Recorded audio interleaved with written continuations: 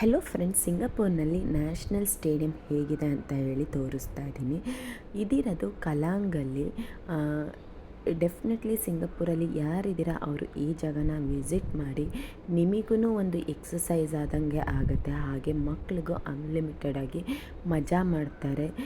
ಇಲ್ಲಿ running, walking, ಹಾಗೆ small ಗ್ರೂಪಾಗಿ ಮಾಡಿಕೊಂಡು ಯೋಗ, ಎಕ್ಸಸೈಸು ಎಲ್ಲ ಮಾಡ್ತಾ ಇರ್ತಾರೆ. ಇನ್ನು ಅಲ್ಲಿಂದ ಒಂದು ಸ್ವಲ್ಪ ಮುಂದೆ ಹೋದರೆ ಮಕ್ಕಳಿಗೆ ವಾಟರ್ ಪಾರ್ಕ್ ಇದೆ. ವಾಟರ್ ಪಾರ್ಕು ಅಷ್ಟೇ, ಸ್ಲೈಡರು, ಸ್ವಿಂಗು, ಪೂಲು ಎಲ್ಲ ಇದೆ. ಅದಲ್ಲದೇ $2ಗೆ ಲೇಝಿ ಪೂಲು ಇದೆ. ಸೊ ತುಂಬಾ ಪೇರೆಂಟ್ ಮತ್ತು ಮಕ್ಕಳು ತುಂಬಾ ಎಂಜಾಯ್ ಮಾಡ್ತೀರಾ.